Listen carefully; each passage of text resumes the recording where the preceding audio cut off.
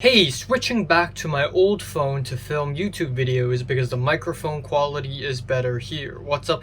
It's a Culture Detective here investigating your favorite movies, and today I'm going to be doing a quick movie review on a movie that I actually already reviewed in Cantonese in my Cantonese YouTube channel, Art House Detective. Please check that one out. And the movie is called Time Still Turns the Pages for some reason. So this is a new Hong Kong film. It is written and directed by Nick Chuck, who I've never really heard of. This is actually his debut film, and this is part of the first feature film program that has been happening since the mid-2010s. And essentially what this program does is that it gives funding to new young filmmakers who are from Hong Kong and are planning to make Hong Kong films. And this program has given way to some of the most interesting films, such as Drifting and Limbo and so much more.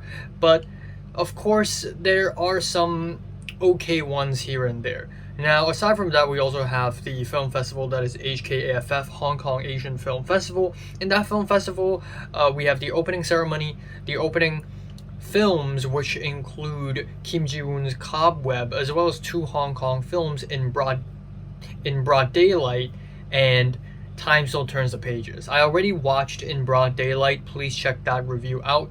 And now I'm gonna talk about Time Still Turns the Pages. I watched this in the cinema a couple weeks ago, and it's kinda mid. And yeah, I feel like I'm being a little bit of a contrarian here because a lot of Hong Kongers enjoyed this movie. A lot of people were crying by the end of the movie, but I was just not moved or anything by this movie. Now, this movie is about teenage depression and suicide. And lately, there are so many freaking cases of teenagers committing suicide in Hong Kong, which makes the release of this movie all the more timely. But as much as I appreciate the fact that this movie is exploring a topic like that, this movie is still making classic mistakes of modern Hong Kong cinema. It's too melodramatic, and it's not deep enough. It's still very shallow. So essentially, we have two storylines in this film. We have Mr. Cheng, who is a secondary school teacher, and he is dealing with his students who are facing bullying and depression and going through other issues.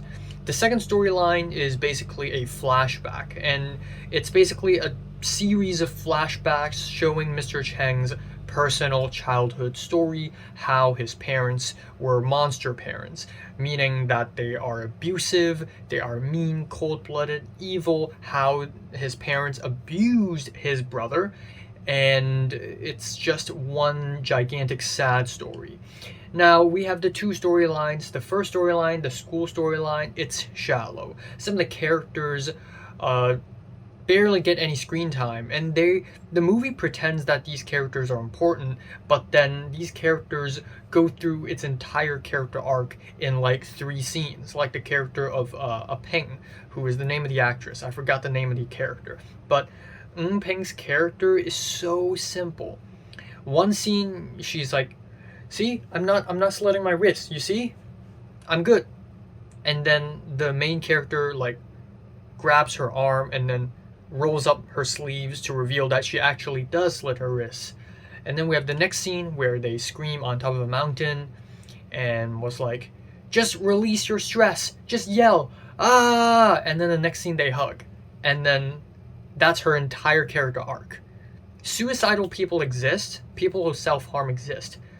But it's not that simple, man. You can't just scream on top of the mountains and solve the issue.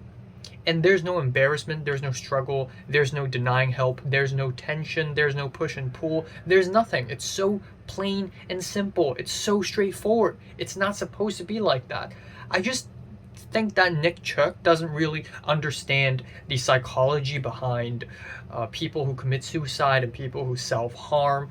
And while I don't think I'm an expert in psychology, I have known several people in my life who has harmed themselves, who have expressed suicidal thoughts. And trust me, it's not that simple, not that straightforward. But I think what's even worse about this movie is the childhood storyline, which is really unrealistic. I get it. The movie wants to portray these antagonists as cold-blooded and evil, but they're so cartoonishly cold-blooded and evil, at times it's almost funny. There's the evil piano teacher who is so evil, it's actually hilarious. He brings the kid to the side of the piano, and the kid plays the piano, and he's like, wrong, play it again.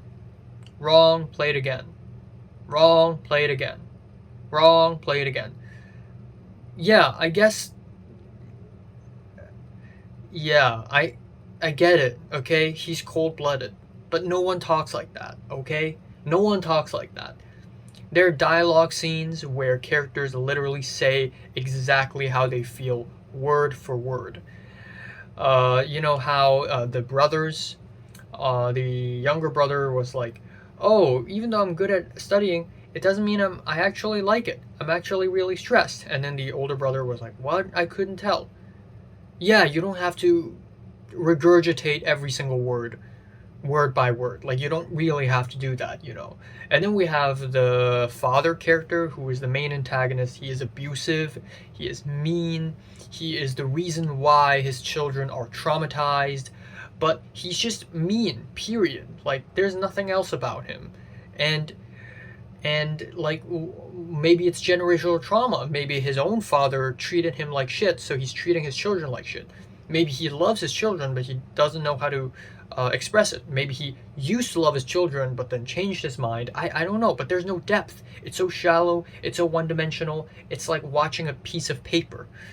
So yeah, there's this romantic sequence in the movie. It has nothing to do with the story. It's just there for no reason. And still, the movie's 95 minutes long. It could have been way longer. You could have explored the problems that these people are facing in a much deeper level. You could have been way more insightful in your writing. 95 minutes is just too short. So yeah, this is could be better. Could be better. A lot of people around me were sniffing and they're crying by the end of the movie. I just didn't. I'm sorry. I just didn't. It could be better. It really can. I'm feeling strong 6 on this thing. Even though this review is very negative, I still appreciate that Hong Kong has a movie like this. It's still very timely, very important. So I'm feeling strong 6. So have you seen this movie? Comments below, let me know. Subscribe if you want more. And thanks for watching.